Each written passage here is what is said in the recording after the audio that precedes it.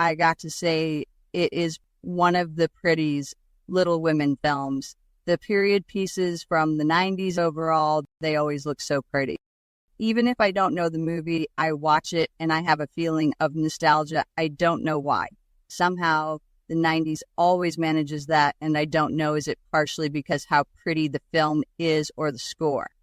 I want to mention the score of this because this one has the most beautiful score. I actually have the soundtrack on my computer because I just love it, especially the back song, Casting Away, because it is so emotional and it makes you feel something. Aesthetically, this film is so nice. Every frame of it could be a painting. I think in the 90s they did try to make very authentic versions when they made period dramas. Now it is postmodernism, where they make fun of the original stories. It is more angsty and nihilistic. For example, the latest Persuasion. In the 90s they were more loyal to the original material. That is one of the reasons why I enjoy 90s period dramas. They did their research. I know that when they did this movie, they literally went to Victorian houses, went through old trunks. They went to museums to find original, authentic dresses and stuff like that. This is why DVDs will never fade out, for me at least. I am a total nerd for special features. I will watch all of it. There is a special feature that talks about the costumes, and I love it. I forget her name. She talked about the fabric. This fabric in this period was the most affordable one. I went with this dress. It may not be the most fashionable, but it is most mature for Jo.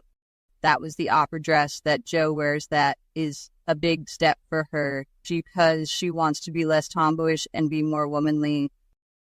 I really like the costumes. The costume designer really knew her stuff and did her research, and she knew that time period, how to translate the characters' story arcs through their looks. What do we think about Trini Alvarado as Meg? I like her. I haven't seen many films of her. I think the actress is from Puerto Rico. I read this quote from her where she said that she was happily surprised that she was casted as Meg because she is a Latino. Let me see. I check. Yes, she was born in New York. Her mother is Puerto Rican flamenco dancer and her father was Spanish born. I figured from the name that she might have some roots there, but I didn't know she is fully Latina. We don't see too much of Meg's story in the movie. I did feel we did get that progression of teenage Meg, who is really dreamy and hopeful and wants riches and wealthy things and wanting to fit into the society, to being more like, no, maybe Brooke is poor, but he loves me. I like that scene at Christmas. It is her, Marmee, and Jo butting heads. Jo is like, you are going to marry that guy. And she is like, I like him. I love him. He is a good man. I don't care that he is poor. You can really tell Meg is not over with her feelings. It is clear she does. She may not tell the people how much she really loves him. But then we get the scene later when Mr. March comes home and we see her and John pretty much making out. I think it worked to show how much earlier she was like, oh, I do like John. He proposed in a letter and Jo is making a face. He proposed you that way. But then her feelings come out more. If I had to compare Meg to another literal character, I would compare her to Jane Eyre, because she is very reserved with her feelings. But I think it came out very well, even if there was not a lot of John and Meg scenes. There was definitely a lot. Clearly, they like each other, but neither one is quite ready to say anything to the other person type of thing. I don't know how old Eric Stoltz was when he played John. You do get a sense that there is a bit of an age difference between the two actors. I think he is maybe in his late 20s, early 30s. Not quite as a big age difference as obviously between Jo and Friedrich. I do feel like he was a little bit older. Let me see. He is 5 to 6 years older. That is not so much. It is always very vague in the book what is the age difference between Meg and John. I am always curious to know what people think is a huge age gap. We were talking with my grandfather, and I have a great uncle who married a woman who was 6 years older, and my mom was like, that is a huge gap. And I'm like, is it? Because I always felt like It is either between 0 years to 5 years. That is your average couple. They are either the same age or somewhat 5 years older. I feel like that is generally the average to a person in a relationship. I don't feel like it is not until when you get into like 8 to 10 where you can go, that is a vague age gap. I am always curious to know. I feel like everybody feels differently. What do you think? Everybody is different. My grandmother and my grandfather had 12-year age gap, and I always got these Jo March vibes from my granny because my grandfather proposed my granny when she was fixing the roof. That sounds romantic if she was just like hammering away, and he is like, wow, you are really good with the hammer. Would you like to marry me? And she's like, what? There is my Jo and Friedrich archetype couple, my grandparents. Woman fixing the roof. That is something that Jo would totally do. Jo would shovel the snow, she would fix the roof. Friedrich would be like, wow, you are a strong, independent woman. Marry me, please. My grandparents were together for 40 years. Then grandfather passed. Granny never remarried. My grandmother was also very religious. My grandparents from my mom's side, they had a 20-year age gap and they were married until the day he passed away. Every time when I said that when I was younger, people were like, was he rich? Oh God, no. He worked in the movie theater. That is how they met. He worked with projector and she was the usher. Oh, I love that. So romantic. I don't know if that is the official story. She is now passed for a good 20 years. So I never got the chance to ask, but I presume that is how they met. We have pictures of him working at the movie projector. She was like, oh yeah, when I was younger, I was a movie usher. 20 years age difference. Another similarity between my grandmother and Jo. My grandmother wanted to become a teacher. She really wanted to get higher education. After the Civil War, Finland was a poor country. Her parents didn't allow her to go to school. She had to work in the farm and look after her siblings. It's a little sad. When you said that, it brought me back to the movie. I think this is the first adaptation with not only Jo getting Plumfield, but also making a clear choice to say, I want to make it a school. In 78, Jo still has personal life in the end. In 70, I can't remember. I think it ends when Friedrich proposes. This is the first time we actually see Jo making that plan and telling Friedrich, I want you to be with me, not only as a teacher, but as my husband. That is something that was different about this adaptation. It makes me really frustrated because now you get people saying, oh, Jo was forced to start a school because Greta Gerwig lied to people about it. There's a quote in Louisa May Alcott's diary where she was in her 20s and she literally writes that in the future, when she has more money, she would like to start a school. She is not the only one. When I was younger, before I decided I want to do more writing, I did think about being a teacher. The thing about teachers and writers, somehow they are connected. They have some knowledge they want to pass on. I want to talk about this film's take on Laurie/Amy relationship. This one, I think, feels in some ways incompetent. The problem I have with this one, and I think partially too, is mainly because people who watch it will get it this way. I have seen people sit there and go, how could Jo turn down Christian Bale? And I am like, you are just looking at it through Christian Bale as Laurie, but I thought he was a little subdued here as well. He wasn't as angry in the proposal as I would have liked him to be, and he was definitely very creepy. I just get so annoyed when everyone ignores the fact that in the proposal scene, he just outright puts his finger to Jo's lips to make her stop talking and mutes her with force. And then they still go like, why did she turn down Laurie? And I'm like, he is not listening to her. He keeps inserting himself, which in a way that is the way he is supposed to be. We are supposed to see that he is not a very good match to Jo. I am hitting this with Amy's and Laurie's relationship here because we have these nice moments when Laurie takes Amy to Aunt March and they have this really nice little moment where he is being very kind to her. I will take you riding. I will take you wherever you want, France and Paris. It is a cute little moment where Amy is like, I don't want to die because there are so many things I want to do. I want to be kissed. Laurie says, I will kiss you before you die. That was great. And the other moment that was great is when Beth passes and he comes to her. He reads the letter and he immediately thinks, I got to go to Amy. The hinge for me is the one scene in between that where they are hiding under the tree from the rain. I think this is where people get confused and have that feeling, oh, he is just marrying Amy to be part of the family. Because Amy does say something like, I don't want to be loved for my family. And she says, how do you explain your jealousy? Jo has met this professor. He is like, I envy Jo's happiness and I envy Meg's happiness. If Beth's had a lover, I would envy him too, because I know I am supposed to be part of the March family. Everything else around it, when they meet in Europe, I like that moment. It shows their maturity levels at that moment. But just that scene, I wished it was rewritten to be a bit better because I don't like how it was presented. I think that is why people have that feeling, oh, Laurie just married Amy to be part of the March family, because that is a huge moment between the two of them, which essentially say what his intention is. I don't like that. Did you happen to listen to the episodes I did with Melody Ellison about the red flags in Laurie's proposal?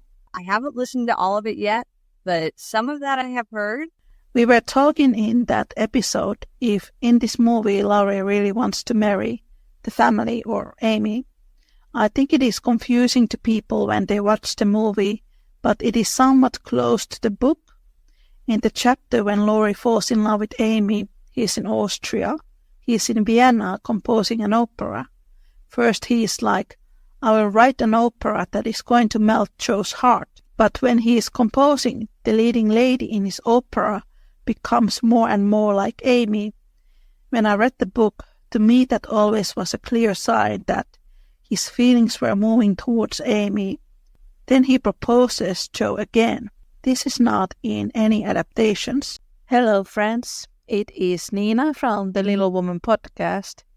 Just to let you all know that the Little Woman podcast episode transcripts are now available as books.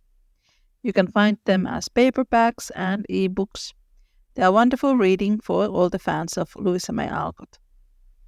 You can find all the links from the description. And now, back to the show. When Jo says no, again, he doesn't feel bad about it. He does not sulk. He is relieved. The love he had for Jo was the love he had for the family. And the love he has for Amy is actual love for Amy.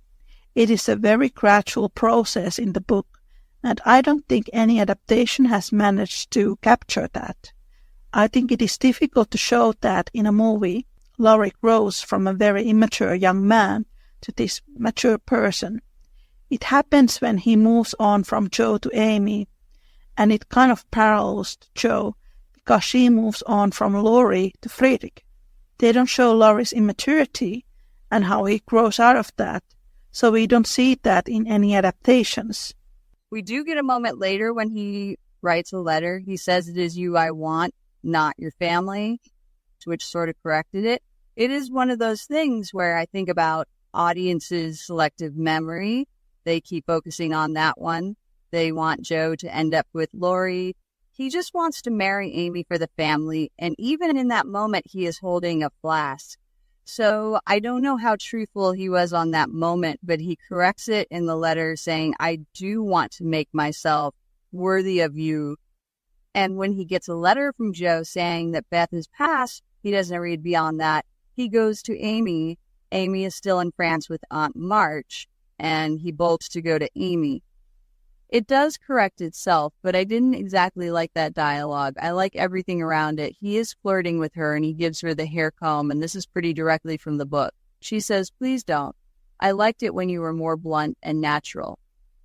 Christian Bale I like as an actor. I don't think he got as much emotional part of Laurie as we had said about some of the other ones. that are more spontaneous and have more temper, but he has more boy next door type of quality. From these previous Lauries we have talked, I think he would be closest to Peter Lawford. He gets a point because he doesn't stare at Jo as Longlaugher did. It is funny about the proposal. I have seen a lot of people saying that 1994 is so romantic when they kiss and she's kissing Christian Bale, and then there are others who say he's so creepy in that proposal. It is not like in the book.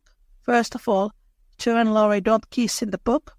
He literally threatens to kill himself if Jo won't marry him. That is not in any adaptations.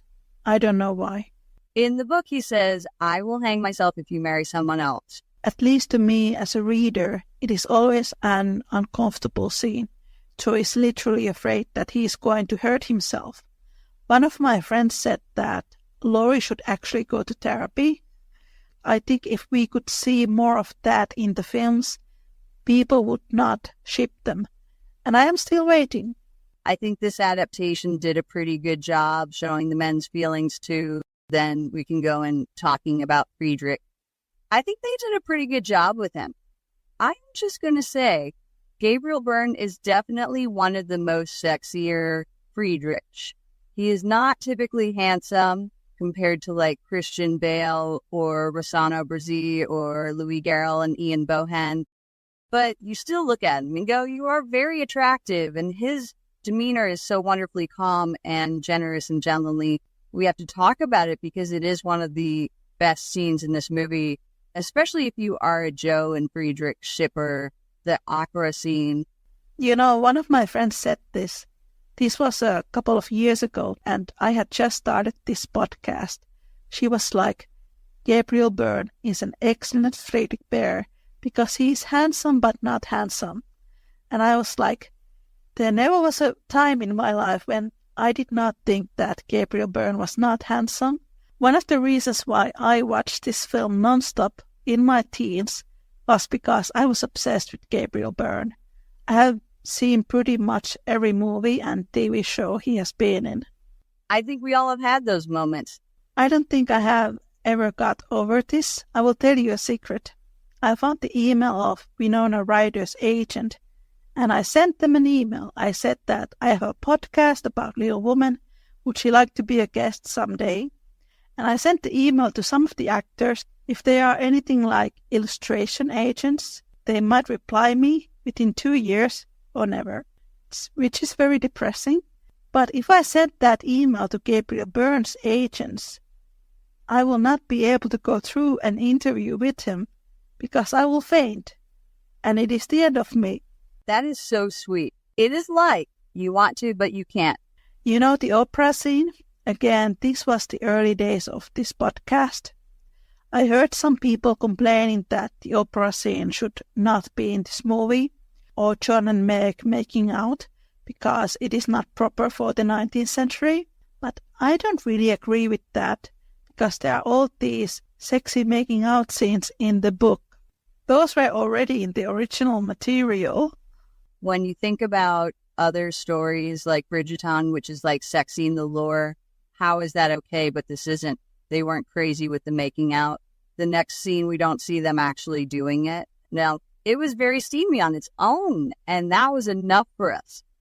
So we have a nice build-up in the scene, what the opera is, and Friedrich explaining it, seeing Jo getting really into the moment. I love this bit, too, because, again, it is one of those things, because, of course, it would happen to them. They are getting ready to kiss, and then some prop shakes and makes noise, and that interrupts them, and then, of course, they get right back into the kiss. It is one of those funny little Jo and Friedrich moments that definitely happens. Of course, they would get interrupted by stuff like that. It is very romantic when he translates what happens in the opera. He's telling her that this singer in the opera is trying to reveal their feelings to their loved one, and he's trying to do the same with Jo. And he does that in a very subtle way. She's already attracted to him. In the scene when they first meet, after they meet on the street, she goes to his apartment and they talk about transcendentalism, philosophy and books. It is not something that she can speak with Laurie or anyone else. There's a real sense that this is the first time when she is really able to properly talk about something like that with another person. Someone pointed out a really interesting comparison. At some point earlier in the movie, when Laurie is getting ready to go to college, he is leaving all his books behind. I don't need all this stuff, but then you have Friedrich who says, when I was moving to America, I got rid of everything except my books. I cannot part from my books. They were like, that just shows why Jo is attracted to Friedrich. She is the one who tries to push Laurie to take all these books. She says, you are going to need them. And Laurie's like, no, I'm not going to need them. But Friedrich is like, I cannot do without my books. And she is like, I agree. That is one of those nuanced things that show a nice comparison between how Laurie and Friedrich do things, as well as their proposals. Someone did a gift set of when Laurie proposes with a close-up on her face where she is scared, but with Friedrich, when he is proposing and he has his hand on her face, she looks happy. There's a lot more visual quests in this film that I think I have realized. Good on Gillian Anderson for doing this. Another moment that I do like is when they speak about transcendentalism. There are some moments when he speaks about leaving Germany and that the Germany he knew was gone. And I remember during the time when Little Woman was written, there was wars going on in Germany. That is why there was a flux of German immigrants coming to America. That was a nice historical bit there. Even though it doesn't go that deep into his background, it is still there, and I do like that. I think that shows who he is. As much as I love my country, Germany, I will not be participating in this violent manner, which is why I always get annoyed when people go very stereotypical. No, Friedrich was never on the negative side. I have high stakes because I literally had grandparents escaping Germany. They wanted to have a better life for themselves. In Little Men, the sequel, there are these moments when he could use violence, but he refuses.